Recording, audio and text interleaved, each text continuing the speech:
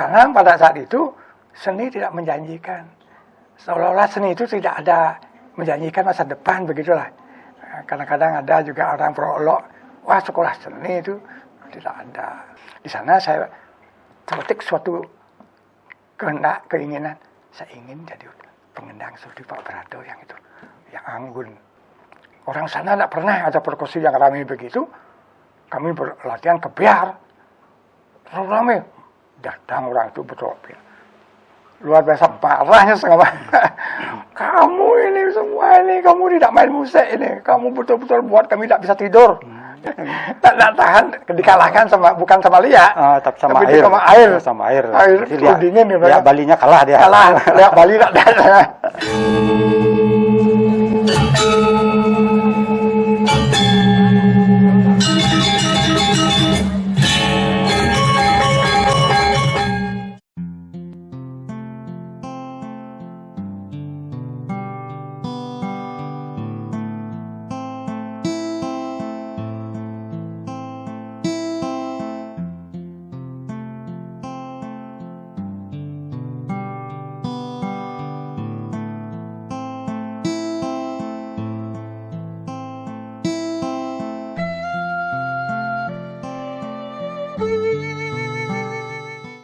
Halo, apa kabar? Pemirsa Bali Express, bersama saya Nyoman Suwarno dalam acara Clear Bali Express. Kali ini kita akan mewawancarai salah satu seniman terkemuka di Denpasar khususnya dan Bali umumnya. Beliau sudah melanglang buana ke berbagai negara. Jadi kita ingin kupas sampai tuntas sejauh mana beliau sudah bereksplorasi ke berbagai negara ini. Berikut kita perkenalkan Bapak Wayan Sueco. Om Swastiastu. Om Swastiastu. Maaf ini para pemirsa, ini karena artinya kedekatan saya dengan beliau. Jadi kalau saya bilang Bapak itu kayaknya kaku sekali. Jadi kebiasaan saya memang memanggil beliau dengan sebutan Bli, karena samping juga sering ajak main gamelan gitu. Jadi kita pakai aja istilah Bli biar lebih akrab dengan pemirsa. Bli. Gini Bli kan pernah membuat autobiografi. Nah di dalam autobiografi banyak yang saya baca itu, sampai perjalanan, kemudian berbagai karya Bli kan gitu. Nah pertama saya ingin tahu dulu Bli, sejak kapan sebenarnya Bli sudah menggeluti seni ini? Dari umur berapa Bli sudah tertarik dengan kesenian Bali, khususnya gamelan itu?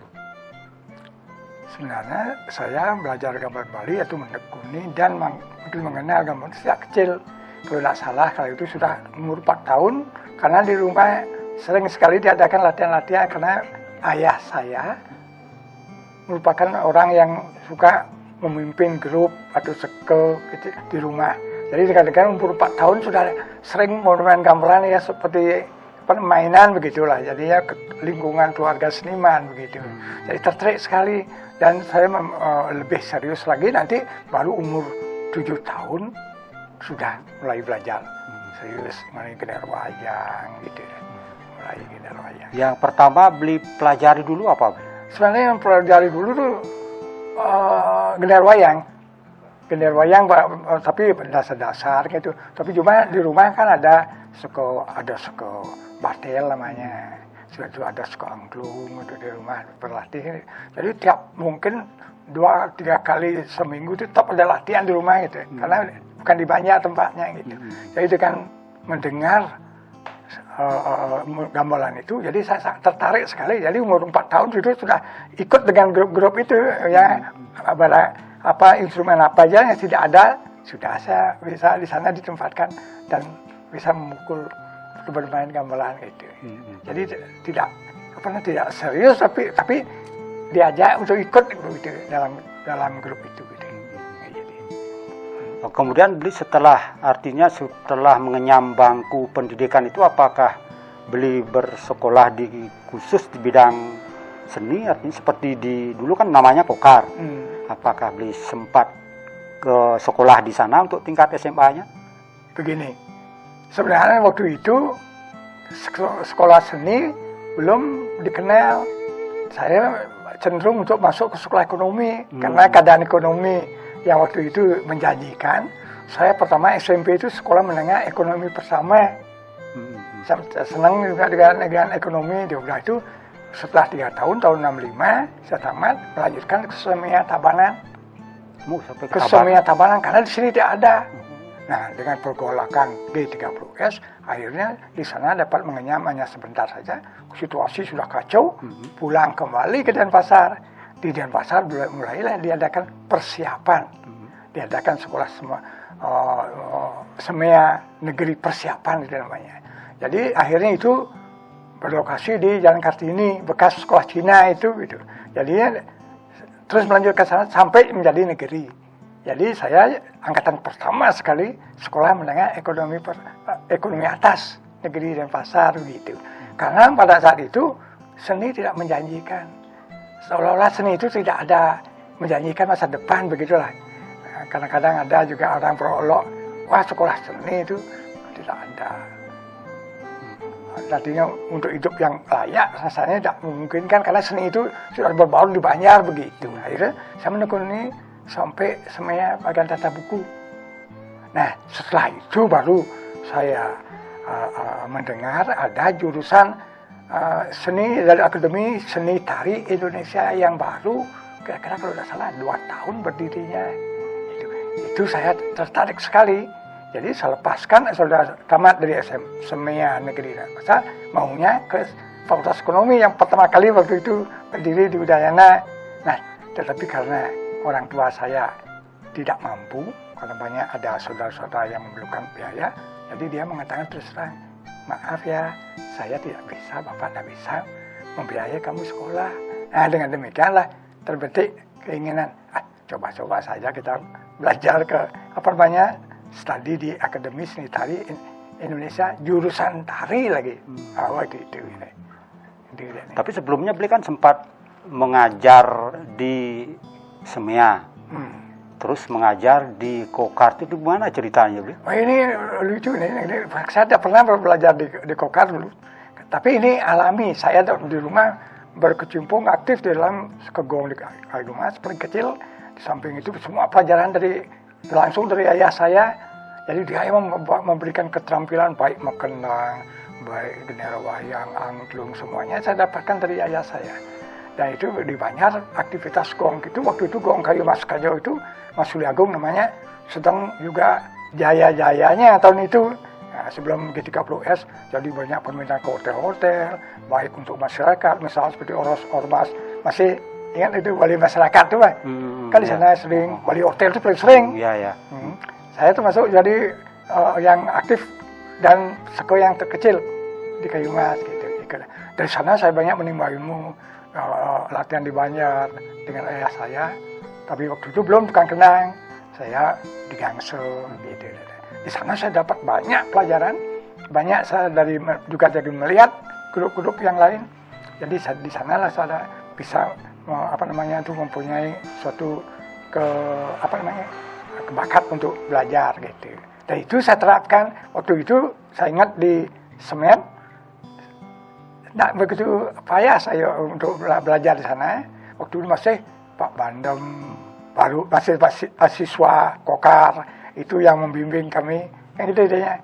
Nah di Semia kalau sudah terampil, saya diangkat untuk jadi seperti asisten guru untuk kesenian.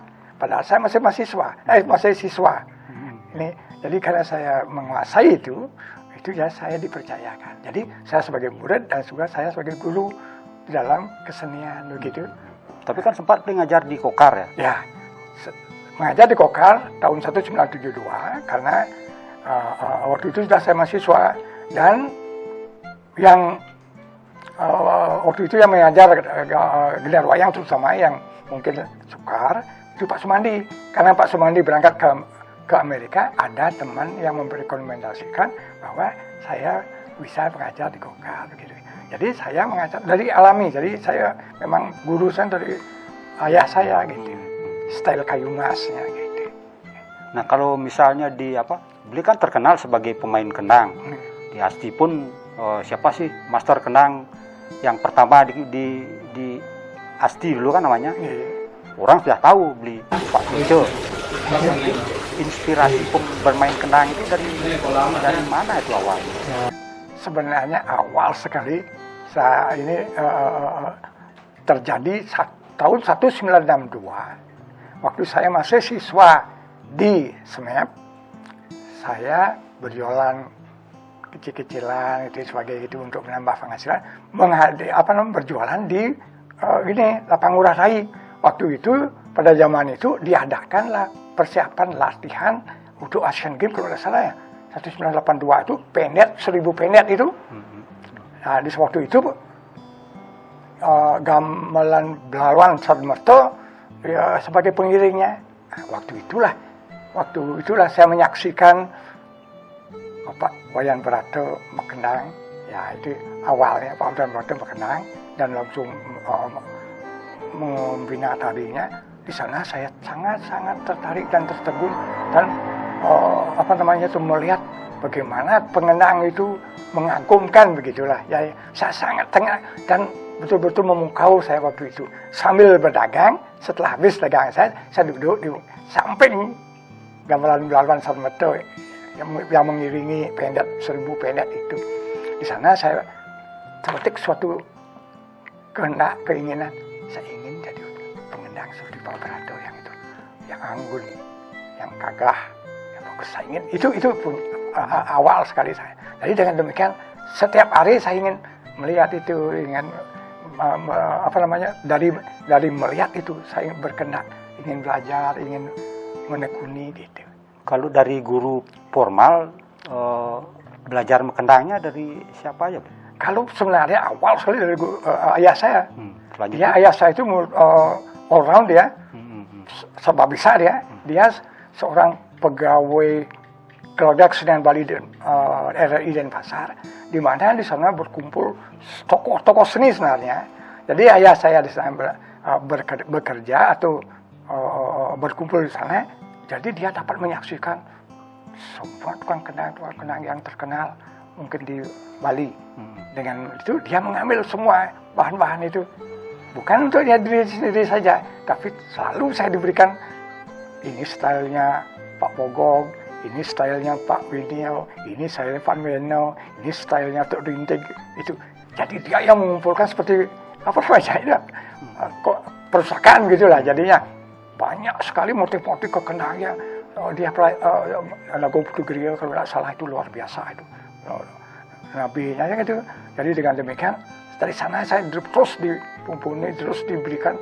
Akhirnya betul-betul kendang itu merupakan kesangaian saya, merupakan permainan yang saya sangat senangi.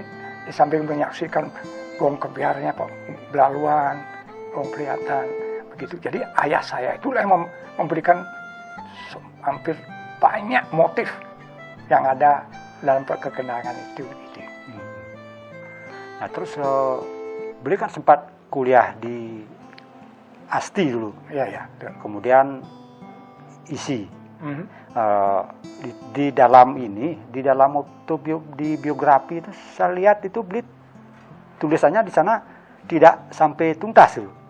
Nah begini, waktu itu tahun 1974 lah itu ya. Waktu itu sebenarnya saya harus menyelesaikan skripsi untuk BA. Tapi saat itu saya merasa tidak siap. Karena untuk mencari BA tahun 1973-74 itu sangat sukar, sangat berat. Hanya bisa mungkin dalam satu kelas mungkin ada 1 atau 2 orang yang maju. Dan itu orang yang sudah percaya diri. Jadi saya merasa minder sekali. Apalagi latar belakang saya bukan tari kan gitu ya. Nah kebetulan itu saya masih dalam persiapan buat skripsi. Maunya saya membuat gitu Sangyang Jalan Banyak Bun.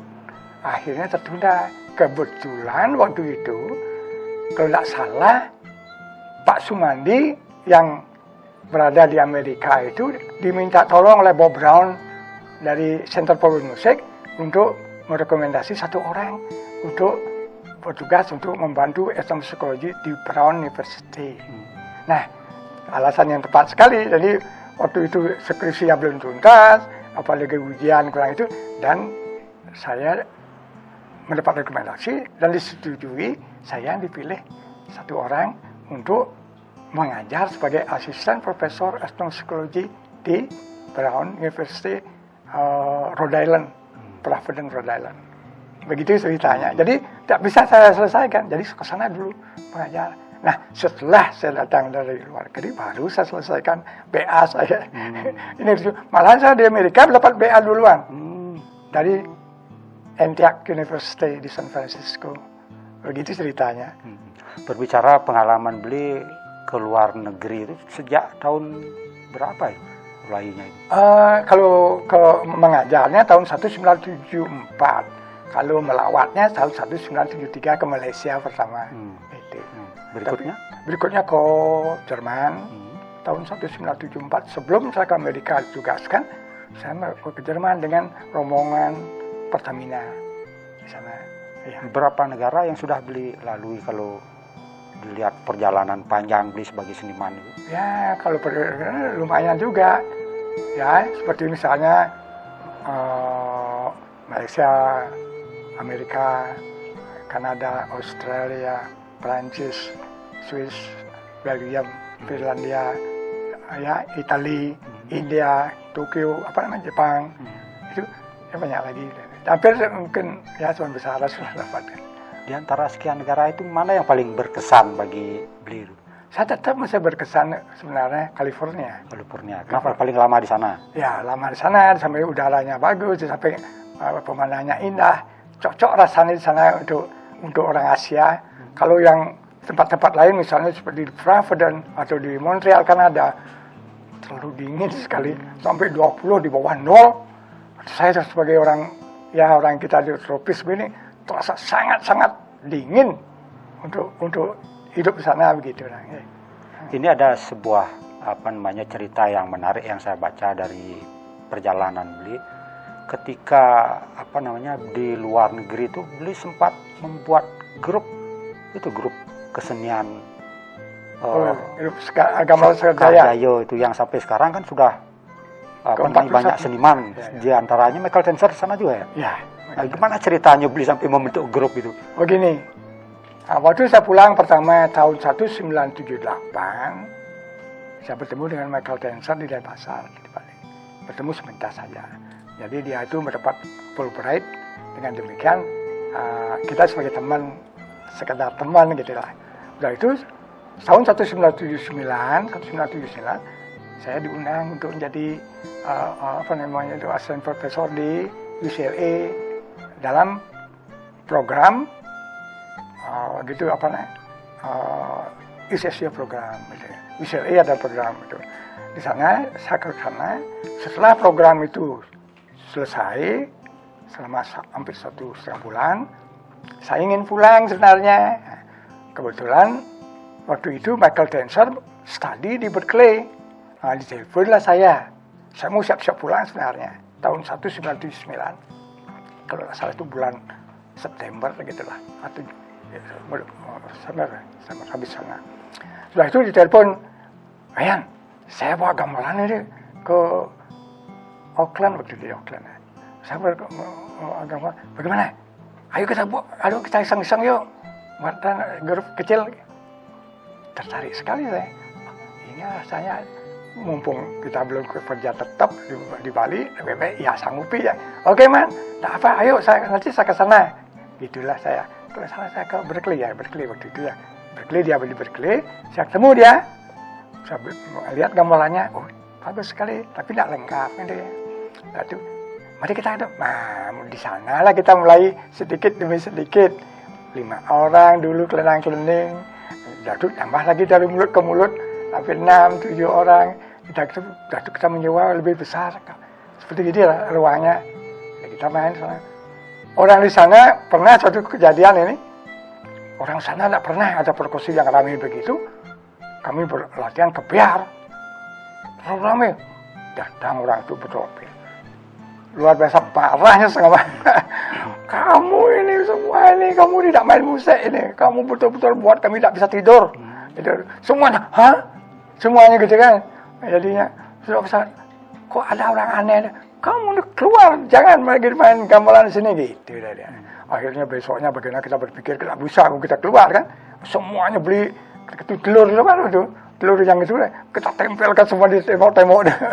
Tempelkan di tembok biar sebagai peredam suara dan jangan keras-keras ya. Bagaimana kita kebiasaan keras gitu. Jadi kebiasaan kita pelan-pelankan sedikit. Nah, akhirnya dari mulut ke mulut dan dia mereka itu tambah lagi. Memang grup itu dari kecil dulu sengaja. Ada itu dia. Ternyata grup itu membuat suatu komitmen dia bersama itu. Kita teruskan, kita intensif latihan. Jadi selama 3 bulan kita latihan sana tanpa ada gaji, tanpa ada itu, kami membuat satu grup yang mapan. Yang tidak ada sama sekali dulu, hanya sebatas summer program selesai bubar. Ini membuat satu grup yang settle, yang betul-betul untuk bermain gamelan secara serius itu. Selain Sekarjaya, yang di luar negeri yang beli bentuk kemudian dibina lagi? Ya banyak universitas sebenarnya. Di itu Brown University, di Yale University, UCLA, itu Marymount University, sampai Berkeley University, San Francisco. Jadi hampir 14 universitas yang ada di Amerika pernah saya mengajar yang memperkenalkan gamelan Bali. Di samping 3 universitas di Kanada, di Australia, di Jepang, gitu ya. Iya. Saya tertarik ini, Beli. Kemarin ada cerita yang cukup unik yang saya dengar itu. Waktu Beli ngajak rombongan kesenian Bali, calon narang yang katanya isi Lia, ada gimana itu ceritanya itu? Wah, itu memang lucu itu. Kalau di sini kan bangke itu ya bangke. Kalau sana siapa jadi bangke ya? Pak Pogong gitu di bangke. Di sana wah termasuk orang sakti dari Bali. Tapi di sini kan orang bangkainya angker. Di sana bangkai-bangkainya lucu ini, dimandiin di bangkai sana ya. Pertunjukannya bagus sekali orang seperti saya.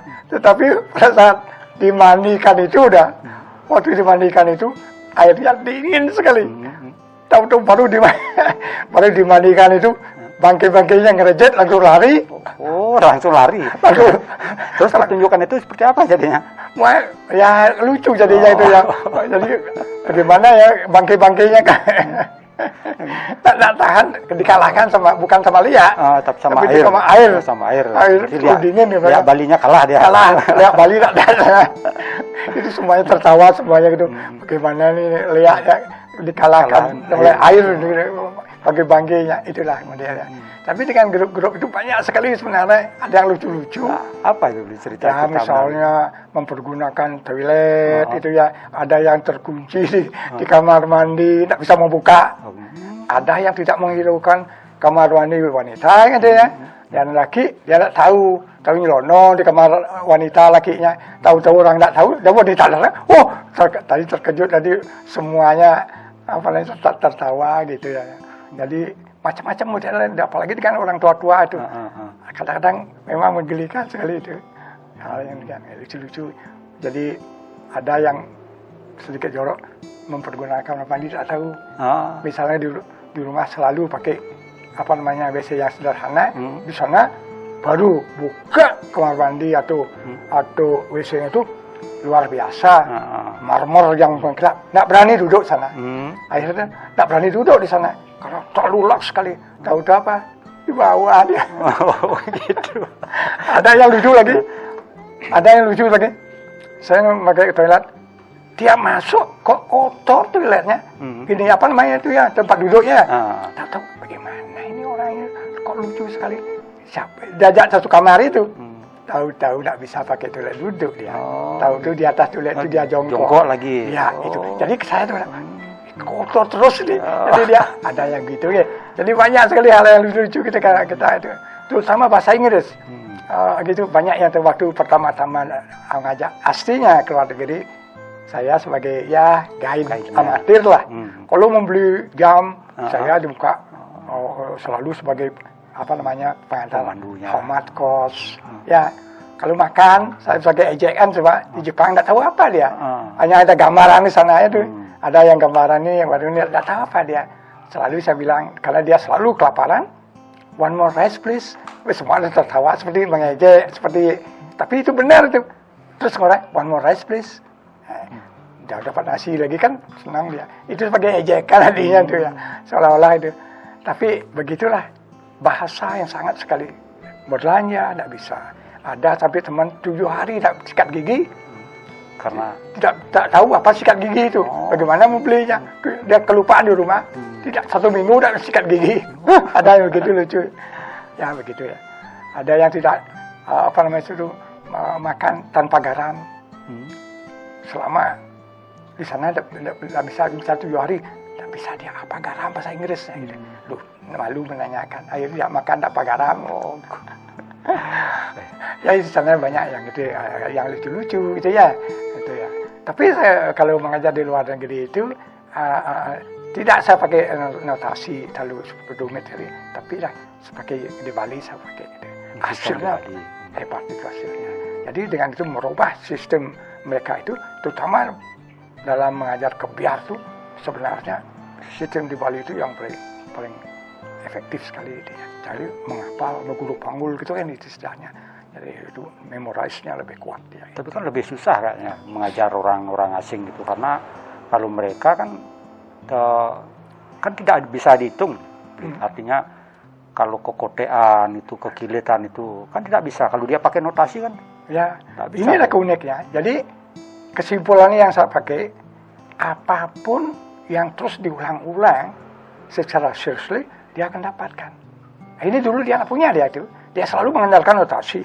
Tapi kalau kebiar bagaimana kita bisa notasi? Oleh sebab itu pertama mengajar dia itu, mengajar di sana itu, Pak Wayan, bagaimana tandanya mulai kebiar ya?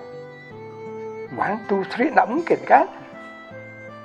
You just follow me. Nah, jadi, gitu kan. Jadi kita ulang-ulang begitu dia. Nah, jadi akhirnya baru jalan gitu ya. Jadi dengan demikian, jadi dengan pengulang itu tak bisa kita 1, 2, 3, tak bisa dia. Jadi dengan merubah begitu, akhirnya kita dapat saksikan mereka semua pegang besar tidak pakai notasi itu. Ya tidak perlu pakai notasi, apalagi seperti gender wayang itu semuanya dia tuh secara apa namanya ya berhadapan-hadapan. Akhirnya dahsyat. Kesan mereka seperti apa? Luar biasa. Malahan itu yang saya senangi ini bagus sekali. Karena dengan rasa juga dia bisa transfer ilmu itu lebih cepat lagi. Oleh sebab itu Sekarjaya sebagai lab, jadi mereka itu betul-betul berhasil dalam metode itu untuk belajar ke gending-gending yang sukar dan menganalisis lagi. Ada lagi satu hal yang mungkin orang tidak pernah mengira. Nah, kita kan punya Trisandyo. Nah, di dalam musik Trisandyo itu ada iringan gendernya. Iringan gender itu kalau tidak salah namanya gending merak angelo. Beli pernah cerita tentang gending merak angelo yang sampai masuk ke untuk mengiringi pujo Trisandyo itu. Gimana kisah itu, Bli? Ini unik nih. Begini, waktu saya mengajar di Center for World Music di Berkeley, pernah waktu itu kita bergabung dengan grup yang pernah belajar dengan Pak Sumandi. Jadi gendeng merak ngelo ini berasal dari tunjuk yang dibawa oleh Pak Nyoman Sumandi, MA. Dia yang mengajarkan murid-murid di sana.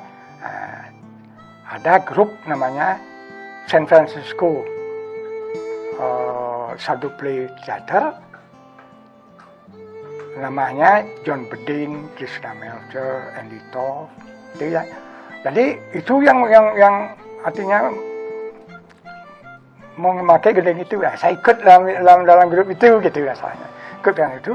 Nah, di sana dia tetap gendeng yang dipakai itu, tapi agak sederhana kan dari sana. Nah, waktu itu saya langsung belajar, langsung meniru itu. Dan itu saya dapatkan gendeng itu dan berikan juga jiwa sedikit atau ornamen-ornamen yang lebih rumit lagi.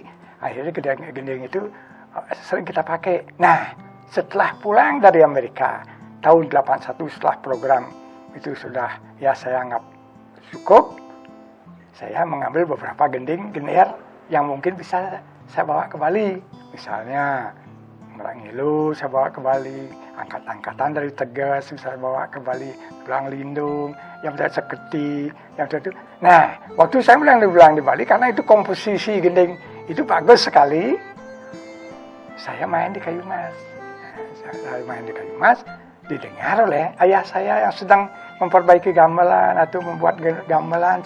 Didengar dia tiap hari saya ngajar mahasiswa, ada orang asing yang datang, akhirnya dia dapatkan itu. Nah, dia waktu itu sebagai pegawai di RRI sebagai konsultan begitu. Pak Mimar bertanya pada dia, "Pak, ada anak gending untuk mengiringi Pujo Trisanyo?" Begitu. Jadi karena dia ingat dengan itu, gending itu sering kita mainkan dan tanpa belajar. Ayah saya belajar, cuma mendengarkan saja. Ada, itu dia nyanggupi. Ada gini, coba nih. Nah, dia tuh Pak, gending itu. Dan dia tambahkan di muka gending itu. Dan dulunya hanya sepenggal, ditambah di muka. Dia nambahkan, disodorkan, disetujui. Ini fokus ke gendingnya. Nah, itulah masuk ke sana. Sampai sekarang. Masuk itu. Dan cukup. Dan baik sekali, harmonis, selaras, adung. Antara mantram itu dengan gitu, dan enak. Nah, itu setiap hari 3 kali, selalu mendengung Merak Ngangilo itu. Orang nggak tahu bahwa gending itu ada Merak Ngangilo. Dan dia gending Trisanyo, ya, gitu ya. Jadi para pemirsa, gending itu namanya Merak Ngangilo yang berasal dari Tunjo. Katanya menurut Pak Sumandi, gending Merak Ngangilo itu dari Kak Lutring dari Kuto, katanya itu ditambah dengan bait terakhir dari Mas. Jadi begitulah gending itu digabungkan menjadi gending yang itu ditambah sekarang di mukanya dan di belakangnya oleh ayah saya, terjadilah gending yang ada sekarang yang populer. Hampir kalau saya terlalu berlebihan, gending Merak Ngilo hampir seluruh dunia orang tahu. Gending Merak Ngilo karena semua murid-murid saya dari Surabaya. Dan lucunya lagi, ada grup ya di Bali yang diajar oleh orang asing, Merak Ngilo. Dia datang dari Kanada, dia datang ke Bali, dan dia belajar pada orang itu, dan dia itu mengajar Merak Ngilo pada grup itu di Bali. Nah, terjadilah lagi style yang berbeda gitu ya. Yang berbeda. Ini yang tidak pernah belajar sama saya. Jadi seperti bapak ayah saya belajar mendengarkan saja. Ini orang-orang di sana belajar dari orang asing, murid saya. Ini lucu ini lagi. Jadi orang asing yang mengajar dia. Itu jadi. Nah, saya yang membawa dari Amerika ke Bali.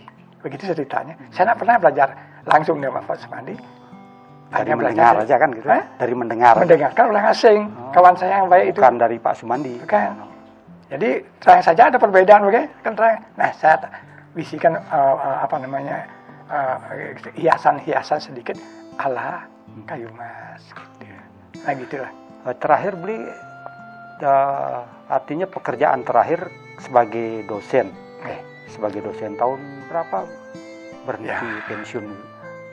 Karena sudah waktu tahun 2013 akhir saya sudah meninggalkan, artinya pensiun Punagati dari isi dan bahasa. Begitu. Tapi selama di isi beli sebagai dosen, bukan dosen karawitan khususnya untuk spesialisasi? Ya, untuk mengajar etnomusikologi. Itu jadi di samping itu spesialisasi, terus sama spesialisasi kendang atau gender. Di samping itu juga tentang alat musik, akustik gitu misalnya, atau argonologi gitu ya. Jadi banyak pengalaman-pengalaman yang saya dapat di studi juga di Amerika. Itu bisa saya tuangkan di sini, terutama untuk menambah wawasan mahasiswa. Jadi dengan demikian orang-orang di sini pun bisa menerima apa yang ada, saling mengisi begitulah. Nah, setelah pensiun selain artinya beli masih megamel, apalagi kegiatan untuk masa tua ini? Ya, masa tua ini adalah kesempatan yang baik.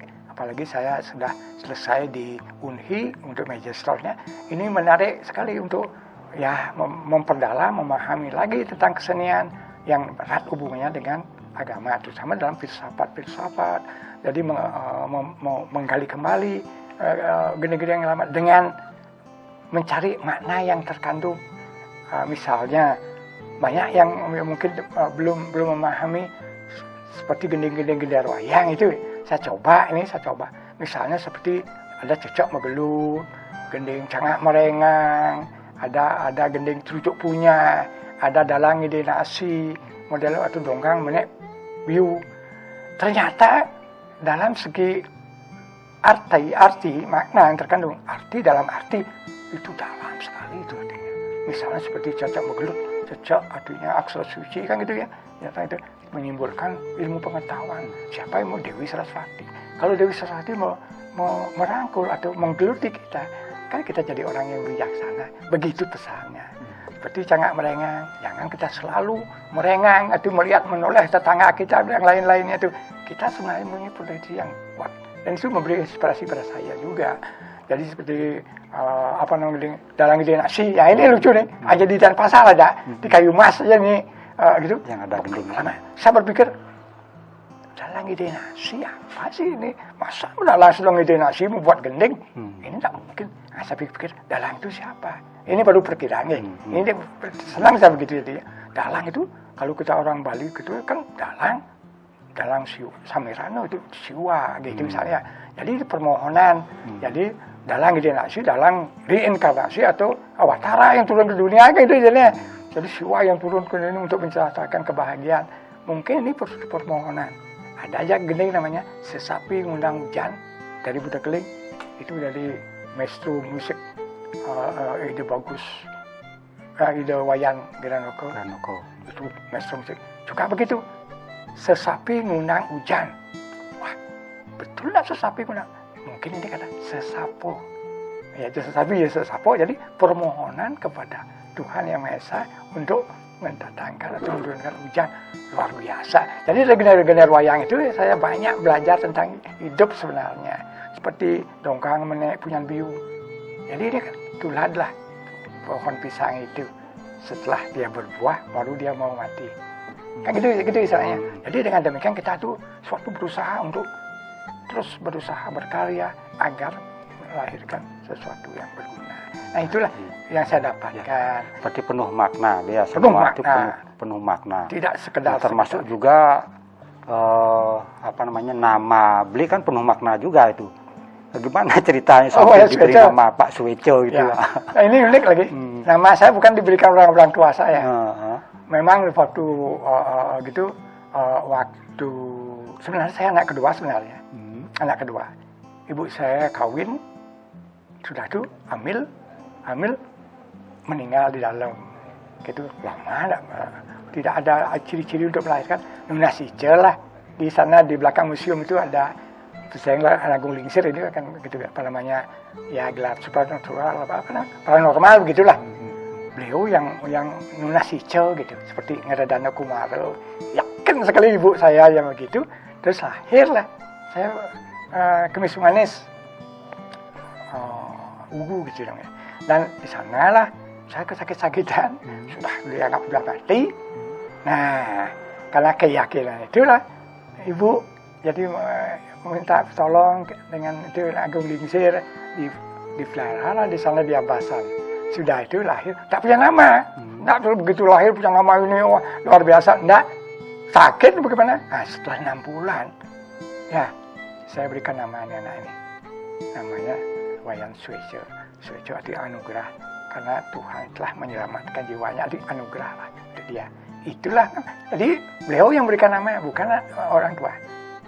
Tapi sekarang tidak berani berubah itu menambahkan tidak berani, mengurangi tidak berani. Itu karena itu dari paranormal itu yang memberikan suatu kekuatan gitu. Dari nama itulah saya juga meyakini ya ada kekuatan yang ada gitu. Oke. Demikian tadi obrolan kita bersama seniman Bapak Wayan Sueco yang sudah meluangkan waktu untuk menemani kita ngobrol saat ini. Terima kasih Bli atas partisipasinya dan untuk mengisi acara di channel kami. Suksmo. Om Santi Santi.